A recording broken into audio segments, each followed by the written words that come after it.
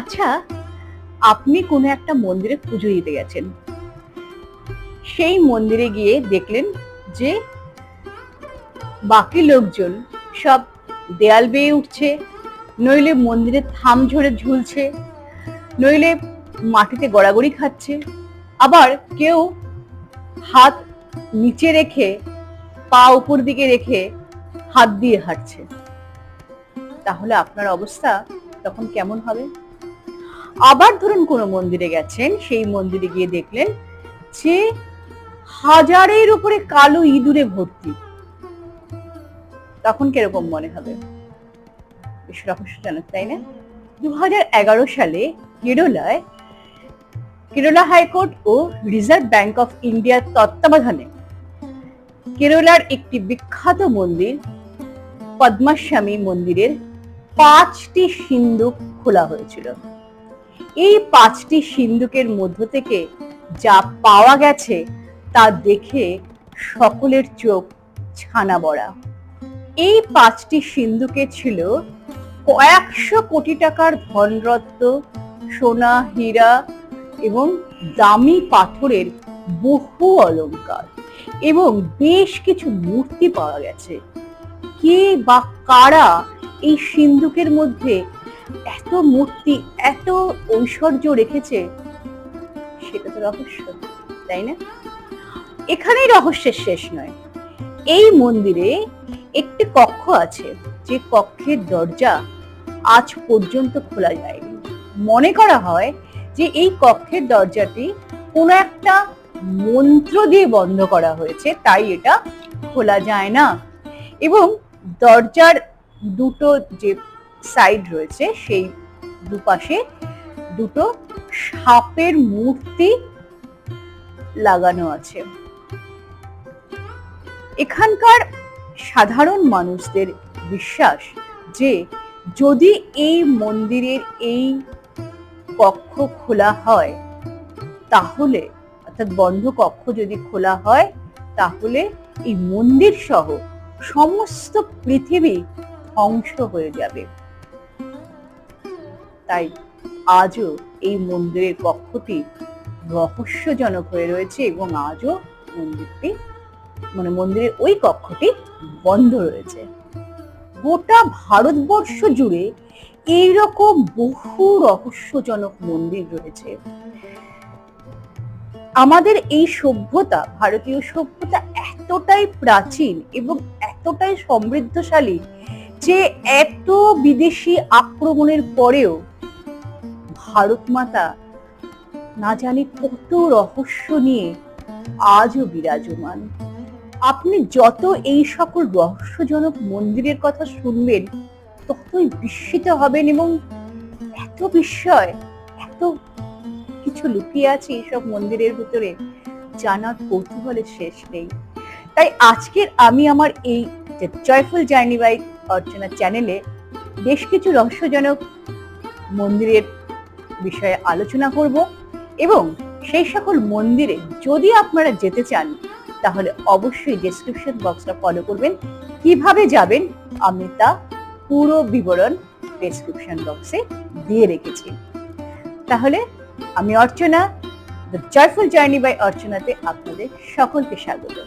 আজকের এই পর্বটি যদি ভালো লাগে অবশ্যই লাইক করবেন, শেয়ার করবেন, কারণ বহু লোকের মধ্যে ছড়িয়ে দিন, যাতে সকলে এই ভারতবর্ষের রহস্যজনক মন্দিরের কথা আরো ভালো করে জানতে পারে। আর সাবস্ক্রাইব না করে থাকলে অবশ্যই সাবস্ক্রাইব করে পাশে থাকা বেল আইকনটিকে প্রেস করে রাখুন।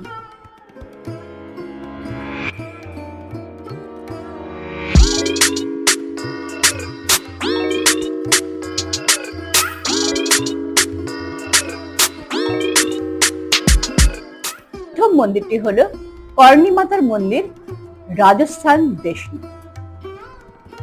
এই মন্দিরটি প্রায় 700 বছরের পুরনো এবং এই মন্দিরে বহু প্রাচীন কাহিনী রয়েছে এবং ভক্তরা, দর্শকরা, পর্যটকরা এখানে বহু দূর দূরান্ত থেকে প্রত্যেক দিন পুজো দিতে আসেন। মন্দির মানে একটা পরিষ্কার পরিচ্ছন্নতা, এটাই তো আমাদের কনসেপ্ট। বাট আপনি যদি এই মন্দিরে যান তাহলে কিন্তু একটু ভিন্ন রূপ দেখবেন। প্রত্যেকটি মন্দির যেমন পরিষ্কার পরিচ্ছন্ন করা হয়, এই মন্দিরটি একটু ব্যতিক্রমী। এই মন্দিরে গেলে আপনি দেখতে পাবেন 2500-এরও বেশি কালো ইঁদুর সবসময় ঘুরে বেড়াচ্ছে এবং তাদেরকে কিন্তু পবিত্র মনে করা হয়। আর পুরোহিতরা এখানে এই কালো ইঁদুরকে খেতে দেয় এবং ভক্তরা সকলেই মনে করে, দর্শনার্থীরা মনে করে এই কালো ইঁদুর কর্ণিমাতার পরিবার। এই সকল ইঁদুররা মায়ের গর্ভগৃহ থেকে শুরু করে রান্নাঘর পর্যন্ত সর্বত্র ঘুরে বেড়ায় এবং আমরা কি করি যে বাড়িতে যদি কখনো আমরা ইঁদুরে কোনো খাবারে মুখ দিয়েছে তাহলে আমরা সেই খাবারটা ফেলে দিই, কারণ সেই খাবার খেলে আমরা অসুস্থ হয়ে পড়বো এই ভয় পাই। কিন্তু এখানে সম্পূর্ণ ছবিটা উল্টো। ইঁদুর যে পাত্রে ইঁদুর যে খাচ্ছে সেইটাকে প্রসাদ হিসাবে গ্রহণ করে ভক্তরা, দর্শনার্থীরা, এবং ইঁদুরকে এখানে আলাদা করে খেতে দেওয়া হয়। আরো সব থেকে মজার বিষয় হলো এই মন্দিরের প্রসাদ খেয়ে, মানে একই থালায় ইঁদুরও খাচ্ছে এবং সেখান থেকে ভক্তরা প্রসাদ তুলে খাচ্ছে এবং সেই প্রসাদ খেয়ে আজ পর্যন্ত কোনো ভক্ত অসুস্থ হয়নি। এবং এই মন্দিরে আরেকটি আশ্চর্য হলো আপনি এই মন্দিরে কিন্তু হেঁটে হেঁটে যেতে পারবেন না, অর্থাৎ আমরা একটা স্টেপ ফেলি এবং আর একটা স্টেপ উঠিয়ে ফেলি, তো সেভাবে আপনি পারবেন না যেতে। আপনাকে যেতে হবে এই মন্দিরে দুটো পা টেনে টেনে যেতে হবে, যাতে কোনোভাবেই ইঁদুররা আপনার পায়ের তলায় এসে আহত না হয় বা মারা না যায়। এমন যদি হয় তাহলে এখানকার ভক্তরা, পুরোহিতরা, পূজারীরা মনে করেন যে এটা খুব অশুভ। আর যদি আপনার পায়ের ওপর দিয়ে যদি কোনো ইঁদুর হেঁটে চলে যায় তাহলে সেটা মায়ের আশীর্বাদ বলে মনে করা হয় এবং সেই ভক্ত অত্যন্ত সৌভাগ্যশালী এটাই মনে করা হয়। এবং এখানে বেশ কিছু সাদা ইঁদুরও আছে, কিন্তু তাদের সংখ্যা বড্ড কম।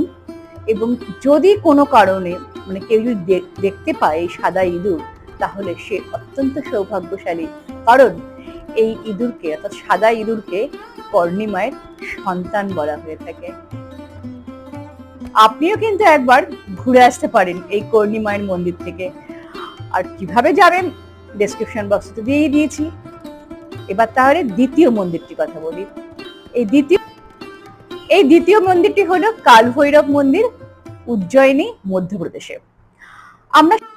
আমরা সকলেই জানি যে কাল ভৈরব হলেন শিবেরই এক অবতার, আর ওনার দায়িত্ব হলো সতীপীঠ রক্ষা করা। তো প্রত্যেকটা সতীপীঠের পাশেই কাল ভৈরবের মন্দির কিন্তু আছে, কিন্তু এই কাল ভৈরব মন্দিরটি একটু অন্যরকম। কেন অন্যরকম? এই কাল ভৈরব মন্দিরের পাশেই কিন্তু সতী মন্দির অর্থাৎ মায়ের মন্দির রয়েছে, কিন্তু আলাদা করে এই মন্দিরে কিন্তু ভক্তরা আসেন ও পুজো দেন। এই মন্দিরে অন্যান্য মন্দিরের মতো ফল ফুল দিয়ে পুজোর ডালা নিয়ে ভক্তরা যান না। এখানে দেওয়া হয় কাল ভৈরবকে মদ। হ্যাঁ, ঠিক শুনেছেন, মন্দির চত্বরের বাইরে এখানে আমরা অন্যান্য মন্দিরে কি দেখি, মন্দিরের প্রসাদ, ফুল ফল ইত্যাদি বিক্রি হয়, কিন্তু এইখানে দেশি এবং বিদেশি মদ বাইরে বিক্রি হয় বাবারকে নিবেদন করার জন্য।